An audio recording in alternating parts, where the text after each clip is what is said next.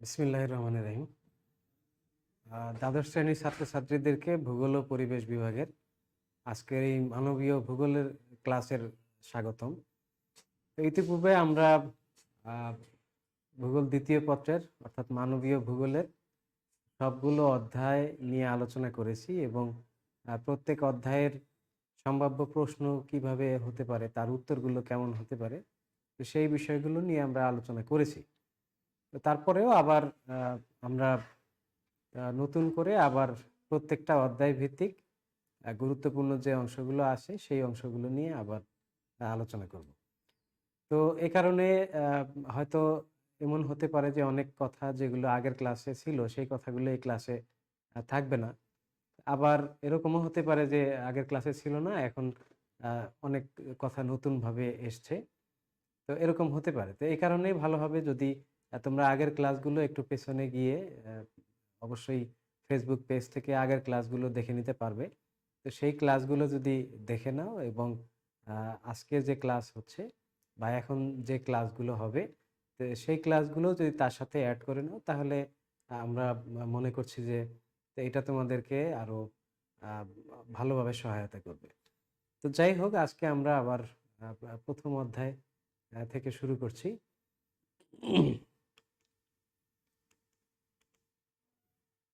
তা আজকে আমরা দেখার চেষ্টা করব যে মানবীয় ভূগোল কি, মানবীয় ভূগোলের সাথে আহ, ভূগোলের যে অন্যান্য শাখাগুলো আছে তাদের কি কোন কোন শাখার সম্পর্ক রয়েছে এবং পৃথিবীর গুরুত্বপূর্ণ যে রাজনৈতিক অঞ্চলগুলো রয়েছে, তো সেই রাজনৈতিক অঞ্চলগুলোর সংক্ষিপ্ত পরিচিতি, এই সম্বন্ধে আমরা একটু জানার চেষ্টা করব। তো প্রথমেই বলতে হয় যে মানুষ মানুষ এবং পরিবেশের মধ্যে যে আন্তঃসম্পর্ক, স্থান এবং কালের সাপেক্ষে এর যে পরিবর্তন হয়, এটা নিয়ে আসলে ভূগোল আলোচনা করে থাকে। অর্থাৎ ভূগোলের আলোচ্য বিষয়ই হচ্ছে মানুষ এবং পরিবেশ। এই মানুষ এবং পরিবেশের মধ্যে যে আন্তঃসম্পর্ক, সেটা স্থান এবং কালের সাপেক্ষে অর্থাৎ সময়ের সাপেক্ষে কিভাবে পরিবর্তিত হয়, এটা নিয়েই আসলে ভূগোল আলোচনা করে থাকে। তো এই কারণে ভূগোলের অন্যান্য বিষয়ের মতো ভূগোল বিষয়েরও প্রধান আলোচ্য বিষয় যেগুলো রয়েছে তার মধ্যে একটি হচ্ছে মানুষ আর একটি হচ্ছে পরিবেশ। তো মানুষ স্বাভাবিকভাবে মানব জাতি, যেটা যে কোনো আহ, রাষ্ট্র বলা হোক আর যে কোনো বিষয়ই হোক, তার জন্য প্রধান উপাদান হচ্ছে মানুষ। অর্থাৎ মানুষের জন্যই সবকিছু। তো সেক্ষেত্রে তো এই মানুষ আবার দুই রকম হতে পারে। একটা হচ্ছে মানুষ বোঝা হিসাবে থাকতে পারে, আর একটা হচ্ছে মানুষ সম্পদ হিসাবে থাকতে পারে। তো মানুষ যখন তার যে সক্ষমতা রয়েছে, তার যে জ্ঞান রয়েছে, মেধা রয়েছে, অর্থাৎ তার যে কার্যক্ষমতা রয়েছে, এটা যখন সে পুরোপুরিভাবে প্রয়োগ করতে পারবে, প্রয়োগ করে সেখান থেকে নতুন কিছু ভালো কিছু বের করতে পারবে, তো এরকম অবস্থায় যখন মানুষ থাকে তখন আমরা সেই মানুষগুলোকে বলতে পারি সম্পদ। তো আর মানুষগুলো যদি তাদের আহ, কর্মক্ষমতা বা তাদের মেধা ইত্যাদি প্রকাশ করার সুযোগ না পায়, বা মানে তার মেধা বিকাশের সুযোগ না পায়, তার থেকে যদি যে পরিমাণ আউটপুট পাওয়ার কথা, যে পরিমাণ আহ, উন্নয়ন তার থেকে আশা করা যায়, তো সেই জিনিসগুলো যদি না পাওয়া যায়, তখন আমরা সেই মানুষগুলোকে বলি আহ, সম্পদ না, বরং আমরা সেই মানুষগুলোকে বলে থাকি বোঝা। তো এখানে আমরা দেখতে পাচ্ছি যে আহ, কয়েকটা ছবি আছে, তার মধ্যে প্রথম প্রথম উপরে বাম পাশে যে ছবিটা, এখানে বলা আছে যে মানব সম্পদ, অর্থাৎ একটা মানুষ এক আহ, মানুষকে যখন তাদেরকে আহ, একটা সুনির্দিষ্ট পরিকল্পনা মাফিক যখন তাদেরকে ব্যবহার করা যাবে, সেইভাবে যোগ্য, দক্ষ ইত্যাদি করে গড়ে তোলা হবে, তখন সেই মানুষগুলোকে বলা হবে সম্পদ। তো এখন পৃথিবীর সম্পদের পরিমাণ নির্দিষ্ট, পৃথিবীর আয়তনও নির্দিষ্ট। তো সুতরাং এই সুনির্দিষ্ট আয়তন এবং সম্পদের মধ্যে কি পরিমাণ মানুষ থাকতে পারবে তারও আসলে একটা লিমিটেশন রয়েছে। তো যখন পৃথিবীর যে সম্পদ এবং মানুষের যে সংখ্যা, এই দুইয়ের মধ্যে যখন ভারসাম্য থাকবে, তখন আমরা আহ, সেটাকে বলি কাঙ্ক্ষিত জনসংখ্যা। আর যখন আহ, ভারসাম্য নষ্ট হয়ে যাবে, মানুষের সংখ্যা যখন বেড়ে যাবে, তখন আসলে মানুষকে আর সম্পদ হিসাবে অনেক সময় গড়ে তোলার সুযোগ থাকে না। অনেকটা অপরিকল্পিতভাবে এবং অনাকাঙ্ক্ষিতভাবে মানুষ পৃথিবীর মধ্যে বাড়তে থাকে। তো সেই মানুষগুলোই আসলে পৃথিবীর মধ্যে বোঝা হিসাবে অবস্থান করে।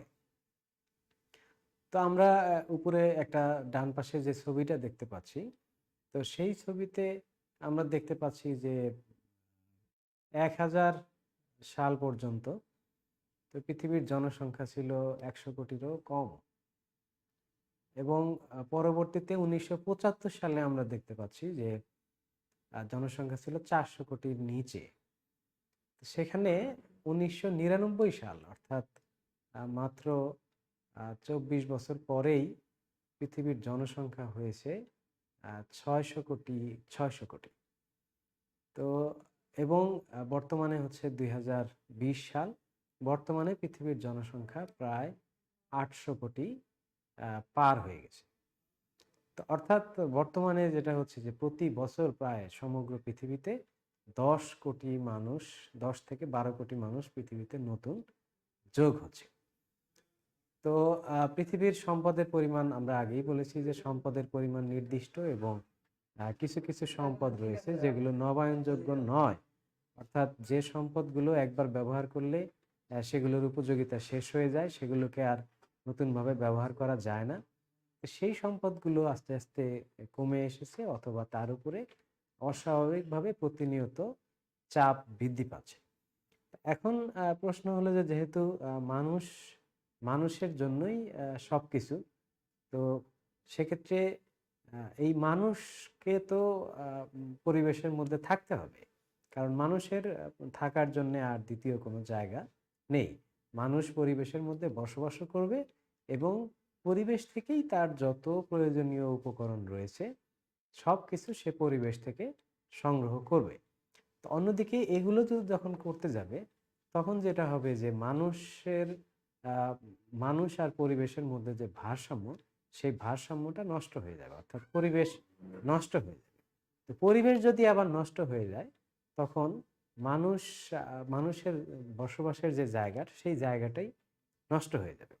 তো সুতরাং পরিবেশের জন্য মানুষ এবং মানুষের জন্য যেরকম পরিবেশ প্রয়োজন একদিকে, তো অন্যদিকে আবার মানুষ পরিবেশে থাকতে গেলে পরিবেশ নষ্ট হয়। তো সেক্ষেত্রে পরিবেশ নষ্ট যাতে না হয় সেই দিকে লক্ষ্য রাখাটা, এইটাও আবার গুরুত্বপূর্ণ।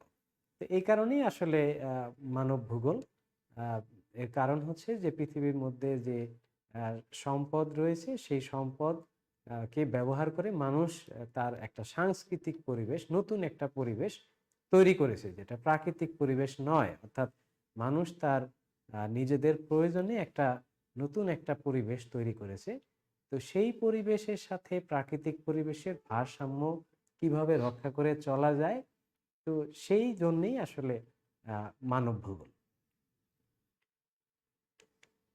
তো প্রাকৃতিক পরিবেশ আমরা জানি যে যা কিছু মানুষ সৃষ্টি করেনি, অর্থাৎ প্রকৃতির মধ্যে প্রকৃতির অনেকগুলো উপাদান রয়েছে, কতগুলো রয়েছে যেগুলো সজীব উপাদান, আবার কতগুলো উপাদান রয়েছে যেগুলো অজীব উপাদান। তো এগুলোকে আমরা জীবজ এবং অজীবজ উপাদান দুই ভাগে ভাগ করতে পারি। তার মধ্যে জীবজ উপাদান যেগুলো রয়েছে, তো সেগুলো হচ্ছে তার মধ্যে রয়েছে সমস্ত ধরনের প্রাণী, গাছপালা ইত্যাদি। আর অজীবজ প্রাণী যেগুলো রয়েছে, তার মধ্যে রয়েছে পানি রয়েছে, সূর্যের আলো রয়েছে, ইত্যাদি। তো এগুলো হচ্ছে অজীবজ উপাদান। মাটি, পানি, বাতাস সবকিছুই হচ্ছে পরিবেশের উপাদান, এবং এই উপাদানগুলো আবার একটা নির্দিষ্ট মাত্রায় রয়েছে। প্রত্যেকটা উপাদানের একটা নির্দিষ্ট বৈশিষ্ট্য রয়েছে। যেমন বাতাসের একটা স্বাভাবিক বৈশিষ্ট্য রয়েছে, পানির একটা স্বাভাবিক গুণাগুণ রয়েছে, মাটির একটা স্বাভাবিক গুণাগুণ রয়েছে। এই গুণাগুণগুলো যখন স্বাভাবিক মাত্রা বজায় থাকবে তখন সেটাকে আমরা বলবো সুস্থ পরিবেশ। আর যদি স্বাভাবিক গুণাগুণ চেঞ্জ হয়ে যায়, সেটা কম হয়ে যায় অথবা যে কোনো একটা উপাদান যদি কম হয়ে যায় অথবা বেশি হয়ে যায়, তাহলে আমরা সেটাকে বলবো অসুস্থ পরিবেশ। যেমন নাকি আমরা মানুষের ক্ষেত্রে বলতে পারি যে একটা সুস্থ মানুষ মানে তার শরীরে যে তাপমাত্রা, তার যে হজম প্রক্রিয়া, তার যে স্বাভাবিক চলাফেরা, স্বাভাবিক পারিপার্শ্বিক সচেতনতা ইত্যাদি বিষয়গুলো যখন সবকিছু স্বাভাবিক থাকবে, তখন আমরা তাকে বলি সুস্থ মানুষ। তো যদি কোনোটা পরিবর্তন হয়ে যায়, সে যদি অস্বাভাবিক চঞ্চল হয়ে যায়, তাইলেও অসুস্থ। সে যদি স্বাভাবিকের তুলনায় কম চঞ্চলতা দেখায়, তাইলেও অসুস্থ। তাপমাত্রা স্বাভাবিকের চাইতে বেশি হয়ে গেলেও অসুস্থ, স্বাভাবিকের চাইতে কমে গেলেও অসুস্থ। তো সুতরাং পরিবেশের ক্ষেত্রেও তাই, যে পরিবেশের যে উপাদানগুলো রয়েছে, তো সেই উপাদানগুলোর যে স্বাভাবিক মাত্রা সেটাকে যদি বজায় রাখা যায়, তাহলে পরিবেশ ভালো থাকবে। আর যদি সেই স্বাভাবিক মাত্রার মধ্যে কোনো পরিবর্তন আসে, তাহলে পরিবেশ নষ্ট হয়ে যায়। অন্যদিকে পরিবেশ যদি নষ্ট হয়ে যায়, তাহলে পরিবেশ হচ্ছে মানুষের কর্মক্ষেত্র। অর্থাৎ মানুষ তার যত ধরনের উৎপাদন, তার আহ, যত দক্ষতা, সব কিছু প্রদর্শন করে পরিবেশের মধ্যে। অর্থাৎ পরিবেশ হচ্ছে মানুষের কর্মক্ষেত্র। তো সুতরাং কর্মক্ষেত্রটা যদি নষ্ট হয়ে যায়, তাহলে সেখান থেকে ভালো কিছু তৈরি করা এটা সম্ভব না। তো সুতরাং সমগ্র পৃথিবীর জন্য এটা একটা চ্যালেঞ্জ যে একই সাথে আমাদেরকে পরিবেশটাকে ঠিক রাখতে হবে, আবার পরিবেশের সম্পদও ব্যবহার করতে হবে, আবার পরিবেশটা যেন নষ্ট না হয়, তো সেই দিকেও আমাদের খেয়াল রাখতে। এখন এই কারণে যেটা করা হচ্ছে যে যেহেতু পরিবেশটাকে ঠিক রাখা এটা খুবই গুরুত্বপূর্ণ। এই কারণে আমরা দেখতে পাচ্ছি যে আমাদের এখন আহ, আহ, বাচ্চাদের থেকে শুরু করে সমস্ত শিক্ষার সব স্তরেই পরিবেশ সম্পর্কিত কিছু অধ্যায় রয়েছে, যাতে করে আমাদের আহ, মধ্যে ছোটবেলা থেকেই পরিবেশ সম্পর্কে একটা সচেতনতা তৈরি হয়, এবং পরিবেশকে আমরা যাতে কিভাবে ভালো রাখতে পারি, তো সেই জ্ঞানগুলো যেন আমাদের মধ্যে তৈরি হয়, এবং পরিবেশটা যে ভালো রাখা প্রয়োজন, তো এই মূল্যবোধটাও যেন আমাদের ভিতরে তৈরি হয়। তো বলছিলাম যে আরেকটা হলো অপ্রাকৃতিক পরিবেশ, একটা হলো প্রাকৃতিক পরিবেশ, আর একটা হচ্ছে অপ্রাকৃতিক পরিবেশ।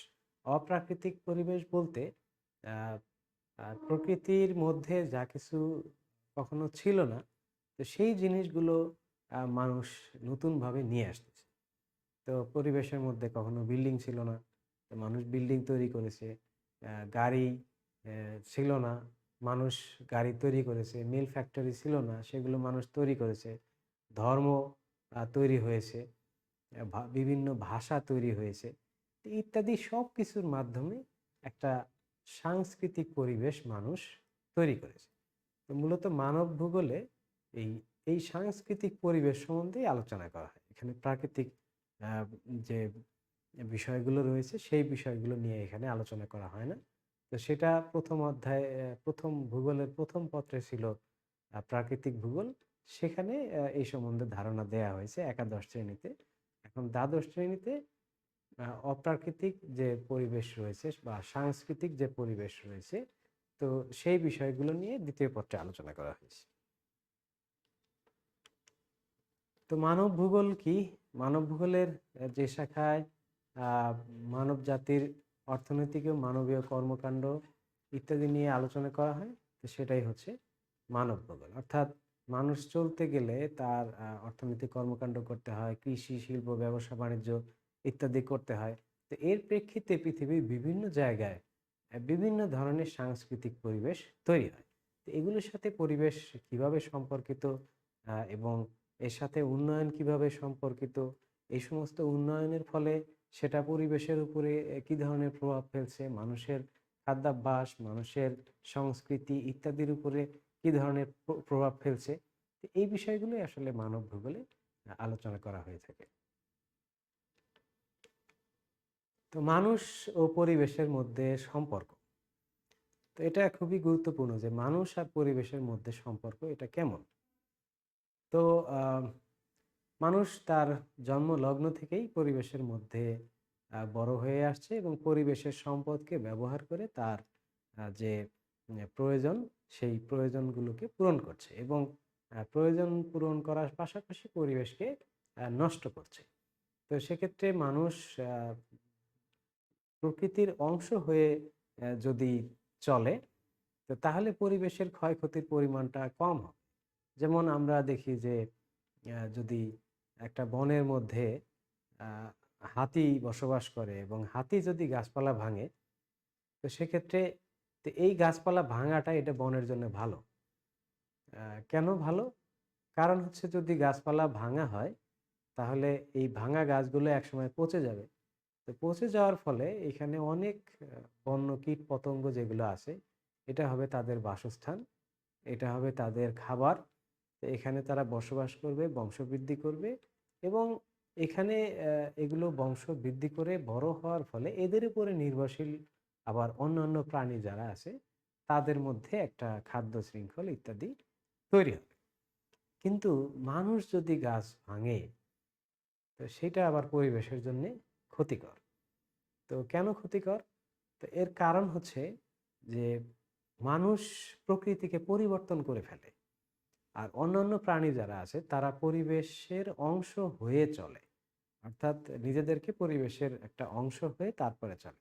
হাতি যদি গাছ ভাঙে তো সেই গাছ ভাঙার মধ্যে একটা ছন্দ থাকবে, সে নিয়মিত বিরতিতেই গাছ ভাঙবে এবং একদিনে খুব বেশি পরিমাণ ভাঙবে না, আবার কম পরিমাণও ভাঙবে না। কিন্তু মানুষ যদি গাছ কাটে, তো সেখানে দেখা যাবে যে আজকে একটা কাটলো, কালকে 5টা কাটবে, এর পরের দিন ট্রাক নিয়ে যাবে। ট্রাক নিয়ে কয়েকদিনের মধ্যে দেখা যাবে যে বন কেটে শেষ করে ফেলছে। তো সেক্ষেত্রে বন যে তার স্বাভাবিক যে বৈশিষ্ট্য, তো সে অনেক প্রাণীর খাদ্যের উৎস, অনেক প্রাণীর আশ্রয়স্থল, তো এই বিষয়গুলো আর থাকবে না।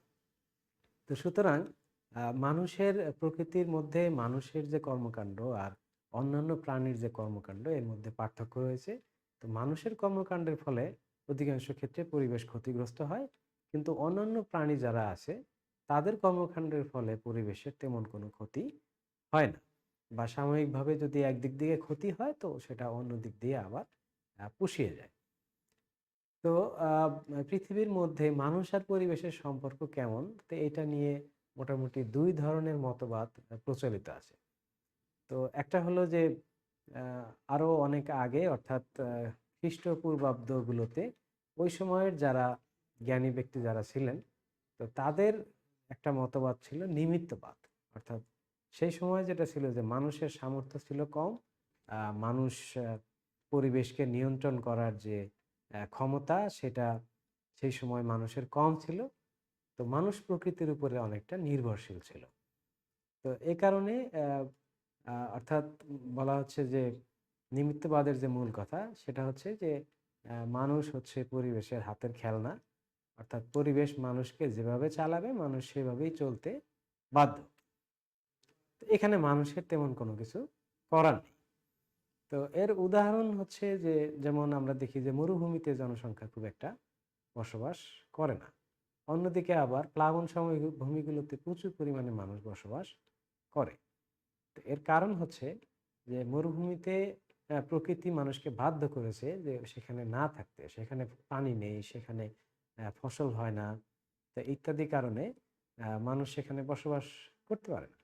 অন্যদিকে প্লাবন সমভূমিতে পানি থাকে, সেখানে সহজেই পানি পাওয়া যায়, সহজেই উদ্ভিদ জন্মানো যায়, গাছপালা জন্মানো যায়, ফসল জন্মানো যায়, যার ফলে সেখানে প্রচুর পরিমাণে মানুষ থাকে। তো এটা পরিবেশ বাধ্য করেছে মরুভূমিতে না থাকতে, আর পরিবেশ সুযোগ করে দিয়েছে প্লাবন সমভূমির মধ্যে মানুষকে বসবাস করতে। তো আহ, তা আমরা দেখতে পাই যে পৃথিবীর মধ্যে বিভিন্ন দেশের যে সীমান্তগুলো রয়েছে অধিকাংশ ক্ষেত্রে দেখা গেছে যে সীমান্তগুলো কোনো একটা সমুদ্রে গিয়ে শেষ হয়েছে, অথবা কোনো একটা উঁচু পার্বত্য এলাকায় গিয়ে শেষ হয়েছে, অথবা আহ, কোনো একটা নদী ইত্যাদি একটা ব্যারিয়ার যেখানে আছে সেই জায়গাতে গিয়ে সীমান্তটা শেষ হয়েছে। তো তো সেক্ষেত্রে এই ব্যারিয়ারের কারণে যেটা হয় যে খুব কাছাকাছি ২ টা সম্প্রদায় বসবাস করার কারণেও দেখা যায় তাদের মধ্যে সংস্কৃতিগত, তাদের মধ্যে আচরণগত, খাদ্যাভ্যাসের দিক থেকে, পোশাক-আশাকের দিক থেকে, সব দিক থেকে একটা ভিন্নতা দেখা যায়। কারণ প্রকৃতি এখানে আসলে বাধ্য করেছে তাদেরকে আলাদাভাবে থাকতে এবং আ ২ এ ২ এলাকার মানুষ যাতে কাছাকাছি সংস্পর্শে না আসতে পারে, তো সেটা প্রকৃতি বাধ্য করেছে দূরে থাকতে। তো এই কারণে তাদের মধ্যে সংস্কৃতির আদান-প্রদান হয়নি। যার ফলে দেখা যায় যে পাশাপাশি ২ টা ভিন্ন সংস্কৃতি গড়ে উঠেছে। যেমন আমরা দেখতে পাই যে নেপালের কথা যদি আমরা চিন্তা করি, পঞ্চগড় থেকে নেপালের দূরত্ব খুব বেশি না। কিন্তু তারপরেও নেপালের যে সংস্কৃতি, তাদের আর আমাদের যে সংস্কৃতি, এটার মধ্যে অনেক বেশি পার্থক্য রয়েছে। কারণ এখানে একটা ব্যারিয়ার রয়েছে, সীমান্ত রয়েছে, যার ফলে সেখানকার মানুষের সাথে এখানকার মানুষের আ আদান-প্রদানটা, এটার পরিমাণটা অনেক কম। তো অন্যদিকে নেপালের সাথে চায়না খুব কাছাকাছি সীমান্ত রয়েছে। কিন্তু তারপরেও সেই অংশে বড় পার্বত্য এলাকা থাকার কারণে চায়নার মানুষের সাথে নেপালের মানুষের আ খুব বেশি আ আ মেশার সুযোগ হয় না। তো প্রকৃতি বাধ্য করেছে তাদেরকে দূরে থাকতে। তো এই কারণে তাদের মধ্যে সংস্কৃতির আদান-প্রদান হয় না। তো যাই হোক, যেটা বলছিলাম যে নিমিত্তবাদ, এখানে বলা হচ্ছে যে মানুষ হচ্ছে পরিবেশের হাতের খেলনা। অর্থাৎ পরিবেশ মানুষকে যেভাবে নিয়ন্ত্রণ করবে মানুষ সেভাবেই নিয়ন্ত্রিত হবে। অন্যদিকে সম্ভাবনাবাদের মূল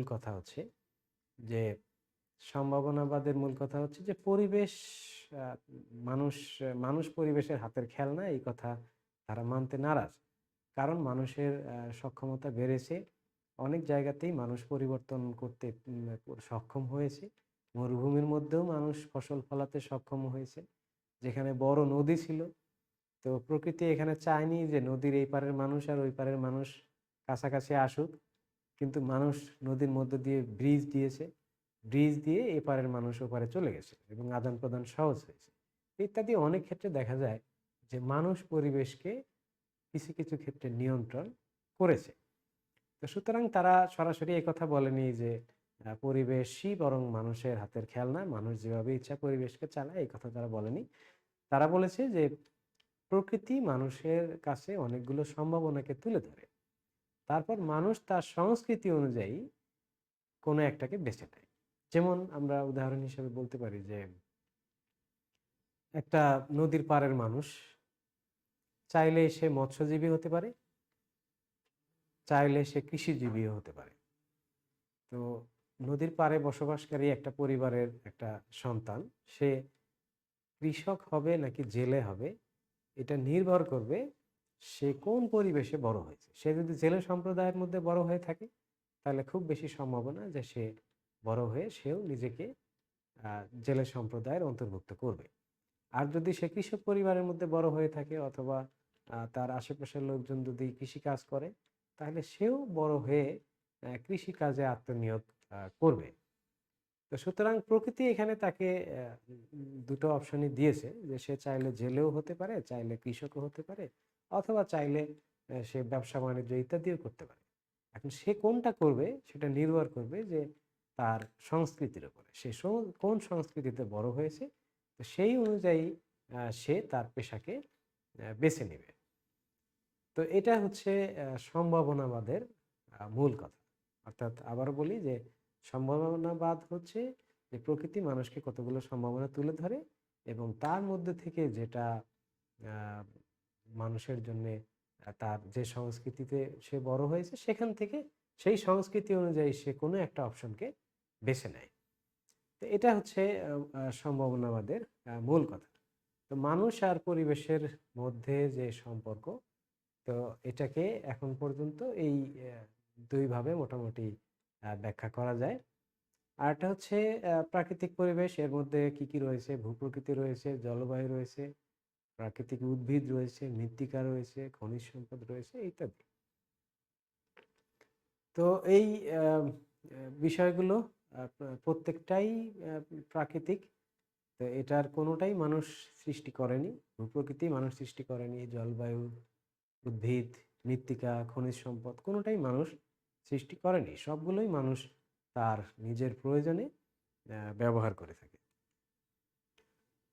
তো মানব ভূগোলের যে ক্ষেত্র অর্থাৎ কোন কোন জায়গায় মানব ভূগোল তার আহ, আওতা প্রসারিত করতে পেরেছে তার মধ্যে রয়েছে অপ্রাকৃতিক পরিবেশের মধ্যে রয়েছে জাতি, ধর্ম, বর্ণ, এগুলো মানুষ তৈরি করেছে। জনসংখ্যা, অভিগমন। তো জনসংখ্যা এটাও মানুষের কারণে কোথাও জনসংখ্যা বেশি, কোথাও কম। অভিগমন অর্থাৎ মানুষ এক জায়গা থেকে আরেক জায়গায় চলে যায়, যেখানে সুযোগ সুবিধা বেশি সেখানে চলে যায়, যেখানে সুযোগ সুবিধা কম সেখান থেকে চলে যায়। আরেকটা হচ্ছে পরিবহন ও যোগাযোগ। তো মানুষ তার প্রয়োজনেই সুবিধা অনুযায়ী যেখানে যেটা সুবিধা সেখানে সেই ধরনের পরিবহন ব্যবস্থা মানুষ গড়ে তুলেছে। কোথাও নৌপথ, কোথাও স্থলপথ, কোথাও আকাশপথ। তো নগর মানুষ তৈরি করেছে, গ্রাম মানুষ তৈরি করেছে, শিল্প কারখানা মানুষ তৈরি করেছে, বিভিন্ন ধরনের অর্থনৈতিক কর্মকাণ্ড ইত্যাদি মানুষ তৈরি করেছে এবং প্রাকৃতিক খনিজ সম্পদকে ব্যবহার করে মানুষ আবার নতুন নতুন সম্পদ তৈরি করেছে। তো মানব ভূগোলের যে শাখাগুলো রয়েছে তার মধ্যে জনসংখ্যা ভূগোল রয়েছে, বসতি ভূগোল রয়েছে, সাংস্কৃতিক ভূগোল, রাজনৈতিক ভূগোল, অর্থনৈতিক ভূগোল, পরিবহন ভূগোল, সামাজিক ভূগোল, ঐতিহাসিক ভূগোল, পর্যটন ভূগোল ইত্যাদি হচ্ছে ভূগোলের মানব ভূগোলের শাখা। তো এখানে আমরা ভূগোলের সংজ্ঞা প্রথমেই বলেছিলাম যে ভূগোল কি করে বলে মানুষ আর পরিবেশের মধ্যকার যে সম্পর্ক সেই সম্পর্ক বিশ্লেষণ করে স্থান এবং কালের সাপেক্ষে অর্থাৎ সময়ের সাপেক্ষে কিভাবে সেটা পরিবর্তন হয় এবং আহ, একই একই সময়ে দুইটা ভিন্ন ভিন্ন স্থানে কিভাবে পরিবর্তন হয়, কেন পরিবর্তন হয়, এর ফলে কি প্রভাব পড়ে ইত্যাদি বিষয়গুলো ভূগোল আলোচনা করে থাকে। তাহলে জনসংখ্যা ভূগোল, তো এখানে যে বিষয়গুলো আলোচনা করা হয় সেগুলো হচ্ছে জনসংখ্যা কোনো জায়গায় কেন বাড়ে, কিভাবে বাড়ে, সেখানকার যে আহ, কি বলে যে জনমিতিক যে বৈশিষ্ট্য সেই বৈশিষ্ট্যগুলো কেমন এবং একটা নির্দিষ্ট ধরনের জনমিতিক বৈশিষ্ট্য বলতে নারী পুরুষের হার, জন্মহার, মৃত্যুহার, বয়স কাঠামো ইত্যাদি। যেমন জনসংখ্যা পিরামিডের কথা, পিরামিড রয়েছে তোমাদের ব্যবহারিকে জনসংখ্যা পিরামিড রয়েছে। তো সেই পিরামিডগুলো যদি আমরা একটু আলোচনা করে দেখি তাহলে দেখা যাবে যে আহ, আহ, একটা আদর্শ পিরামিড যেটা একেবারে নিচের দিকে আহ, তিন কোণাকার যে পিরামিড, তো এটা হচ্ছে এই ধরনের পিরামিড কোনো একটা দেশের জনসংখ্যার যদি লিঙ্গ এবং বয়স ভিত্তিক কাঠামো যদি এরকম হয় তাহলে এটা খুব খারাপ ওই দেশের জন্য। কারণ হচ্ছে তার মানে সেখানে জন্মহার অনেক বেশি, মৃত্যুহার অনেক বেশি, এবং কর্মক্ষম লোকের সংখ্যা কম এবং বয়স্ক লোকের সংখ্যাও কম। তো আবার কিছু কিছু দেশ রয়েছে যেমন জাপান, ইউএসএ, এখানে জনসংখ্যা পিরামিড নিচে এবং উপরে অনেকটা প্রায় সমান, মাঝখানে একটু কম। অর্থাৎ এদের শিশুও বেশি অথবা শিশু কম, এবং বৃদ্ধের সংখ্যা অনেক বেশি, নিচের চাইতে উপরের দিকে একটু চওড়া, এরকমও রয়েছে জাপানে। তো অর্থাৎ তাদের শিশুর সংখ্যা কম, বয়স্কের সংখ্যা বেশি, কর্মক্ষম জনসংখ্যা কম। তো এই কারণে তারা অনেক সময় বাইরে থেকে ইমিগ্রেশনের মাধ্যমে বিভিন্ন সুযোগ সুবিধা দিয়ে কর্মক্ষম লোক তারা বাইরে থেকে নিয়ে আসে তাদের যে শ্রম বাজার রয়েছে সেই বাজারের যে চাহিদা রয়েছে সেই চাহিদা পূরণ করার জন্য। তো ইত্যাদিভাবে জনসংখ্যা ভূগোলের মধ্যে এই বিষয়গুলো আলোচনা করা হয় যে জনমিতিক বৈশিষ্ট্যগুলো কিভাবে পরিবর্তন হয়, কোনটা পরিবর্তন হলে কোনটাকে এফেক্ট করে ইত্যাদি বিষয়গুলো স্থানের সাপেক্ষে এবং সময়ের সাপেক্ষে এটা কিভাবে পরিবর্তন হয়। যেমন বাংলাদেশের যে জনমিতিক বৈশিষ্ট্য জনসংখ্যা পিরামিড যেটা, সেটা 1990 সালে যেরকম ছিল বর্তমানে যদি আমরা চিন্তা করি অবশ্যই সেরকম আর নেই। 1990 সালে আমাদের জনসংখ্যা পিরামিড মোটামুটি একটা আদর্শ পিরামিড ছিল।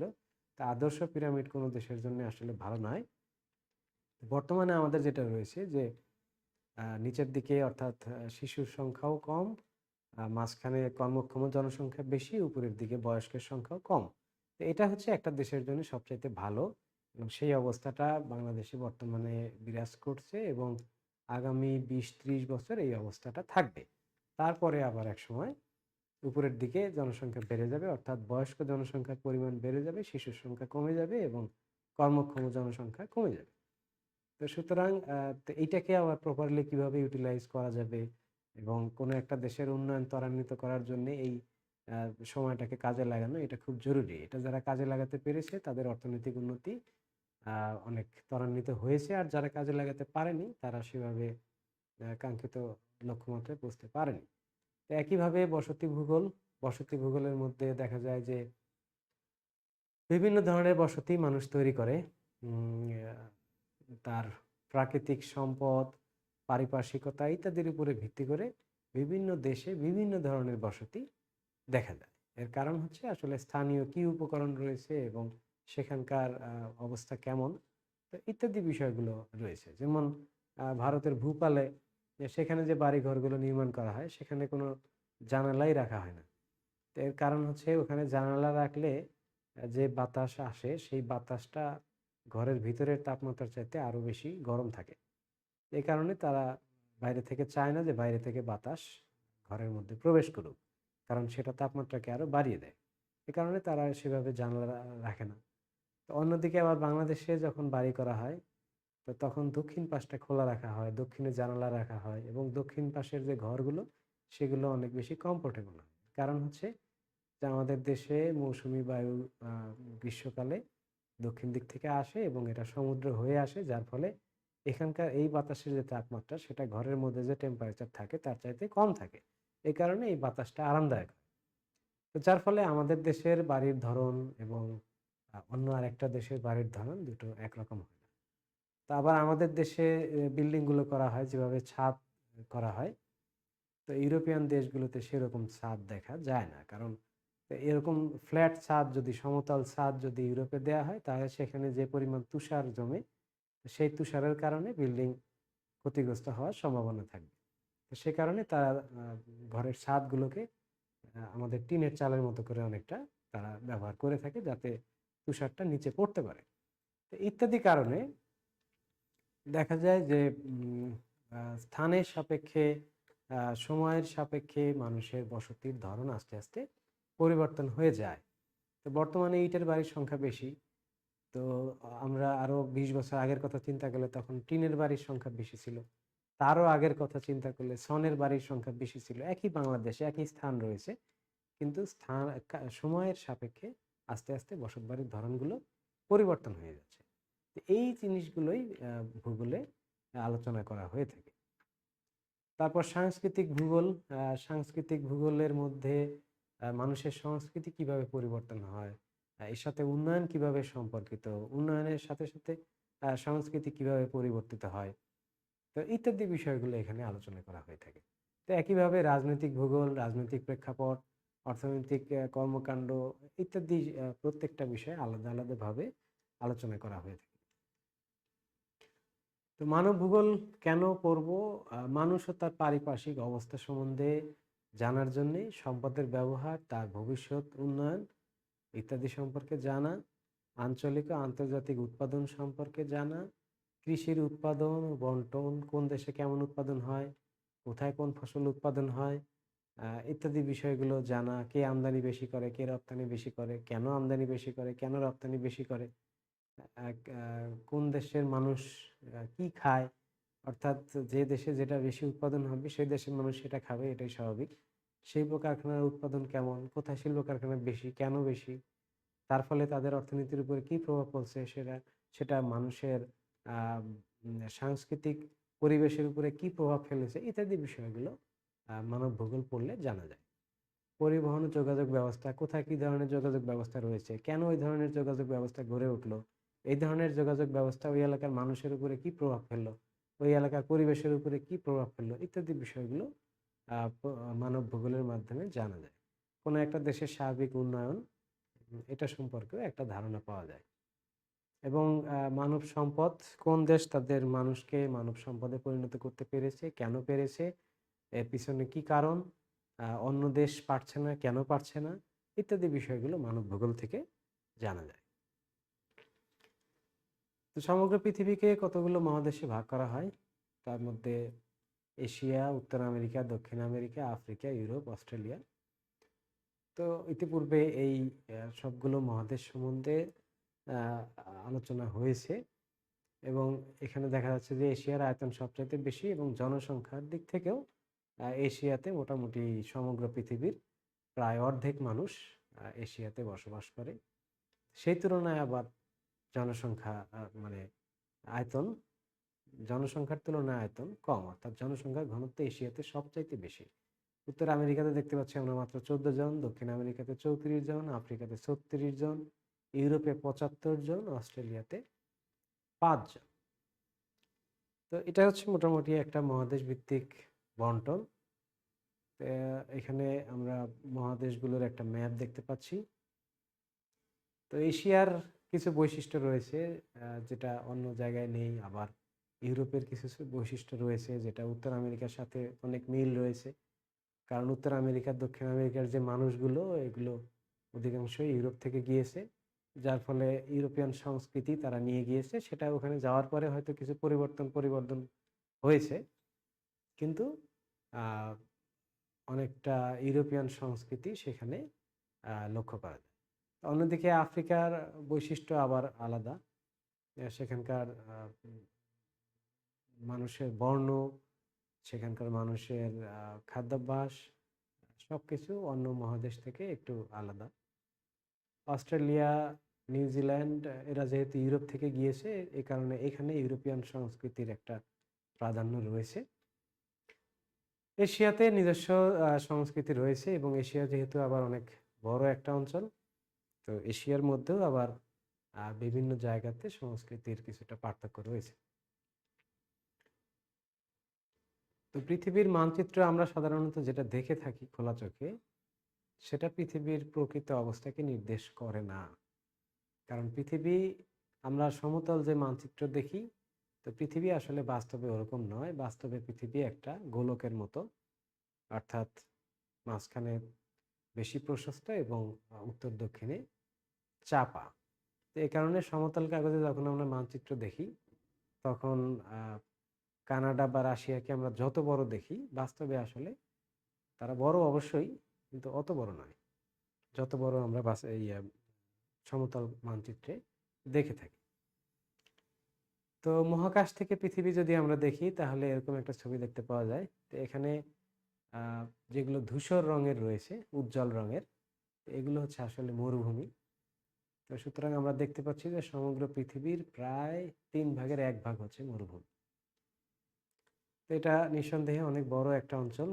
তো এখানে রয়েছে পৃথিবীর কোথায় পাহাড় পর্বত রয়েছে তার একটা বাদামি রঙের যে রঙগুলো, যত গাঢ় বাদামি তত বেশি উঁচু পাহাড় বা পর্বত। তো সেটা আমরা দেখতে পাচ্ছি।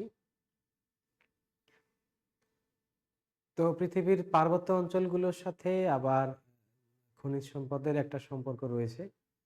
কারণ যে দেশের মাটি যত বেশি পুরাতন, সে দেশ তত বেশি খনিজ সম্পদে সমৃদ্ধ। কারণ মাটি নবীন হলে খনিজ সম্পদ ফরমেশন হওয়ার জন্য পর্যাপ্ত সময় পায় না। তো এই কারণে বাংলাদেশের প্লাবন সমভূমিতে তেমন কোনো খনিজ সম্পদ পাওয়া যায় না, কারণ এর বয়স মাত্র 50,000 বছর। 50,000 বছর একটা কোনো খনিজ সম্পদ ফরমেশনের জন্যই পর্যাপ্ত সময় নয়। তো অন্যদিকে পৃথিবীর অধিকাংশ এলাকাতে যেখানে মাটির বয়স অনেক বেশি, তো সেখানে খনিজ সম্পদের পরিমাণটা আমরা বেশি দেখতে পাই। এটা আরেকটা ম্যাপ। তো এখানে যে অঞ্চলটা দেখতে পাচ্ছি, এটা হচ্ছে মরুভূমি। পৃথিবীর প্রধান প্রধান মরুভূমি সাহারা, নামিব, কালাহারি, কলোরাডো ইত্যাদি মরুভূমিগুলো রয়েছে। গোবি। অস্ট্রেলিয়ার 3/4 প্রায় মরুভূমি। তো পৃথিবীর প্রধান প্রধান বনভূমি রয়েছে, যেগুলো সবুজ আমরা দেখতে পাচ্ছি সেগুলো হচ্ছে বনভূমি। আর যেগুলো গাঢ় সবুজ, এগুলো হচ্ছে পৃথিবীর প্রধান প্রধান তৃণভূমি। অর্থাৎ একদম বনভূমি আর মরুভূমি দুইয়ের মাঝামাঝি আসলে তৃণভূমি অবস্থিত। অর্থাৎ এই এলাকার বৈশিষ্ট্য হচ্ছে যে এই গাছগুলো বনের মতো অত বেশি বড়ও নয়, আবার মরুভূমির মতো অতটা ফাঁকাও নয়। ছোট ছোট ঘাস জাতীয় গাছ এই অঞ্চলে বেড়ে ওঠে। এ কারণে পশুপালন শিল্প এই অঞ্চলগুলোতে আসলে ডেভেলপ করেছে। তো বিস্তারিত আহ, আর এগুলো বলছি না, কারণ এর আগের ক্লাসগুলোতে এগুলো আসলে বিস্তারিত আলোচনা করা হয়েছে। তো এখানে খুব বেশি ইনফরমেশনও নাই, শুধু একটু ধারণা রাখা যে কোন মহাদেশগুলোর আয়তন বেশি, কোনগুলোর আয়তন কম, এবং প্রধান প্রধান যদি কিছু বৈশিষ্ট্য থাকে যে গুরুত্বপূর্ণ, সেই বৈশিষ্ট্যগুলো সম্বন্ধে যদি ধারণা নাও তাহলেই হয়ে যাবে। এর চাইতে খুব বেশি কিছু এখানে দরকার নেই। তো পৃথিবীর জনসংখ্যার বন্টনের একটা মানচিত্র এখানে দেখা যাচ্ছে। যেখানে যত বেশি লাল সেখানে জনসংখ্যা তত বেশি। তো এটা হচ্ছে পৃথিবীর প্রশাসনিক মানচিত্র, অর্থাৎ সমগ্র পৃথিবী এখন প্রায় 200টি দেশে বিভক্ত। কোনো দেশ বড়, আবার কোনো দেশ ছোট। বিভিন্ন বৈশিষ্ট্যের জনসংখ্যা, কোনো কোনো দেশের আয়তন অনেক বড়, জনসংখ্যা কম, আবার আয়তনে বড় জনসংখ্যাও বেশি, আবার আয়তনে কম জনসংখ্যাও কম, আয়তনে কম জনসংখ্যা বেশি। সব রকম বৈশিষ্ট্যের দেশ পৃথিবীতে রয়েছে। তো আগামী ক্লাসে আমরা পৃথিবীর 3টা দেশ নিয়ে আলোচনা করব। যে 6টা দেশ নিয়ে আলোচনা সিলেবাসে রয়েছে, তার মধ্যে আগামী ক্লাসে ইনশাল্লাহ আমরা 3টা দেশ নিয়ে আলোচনা করব। তো সবাইকে ধন্যবাদ জানিয়ে আজকের মতো এখানেই শেষ করছি। আল্লাহ হাফেজ।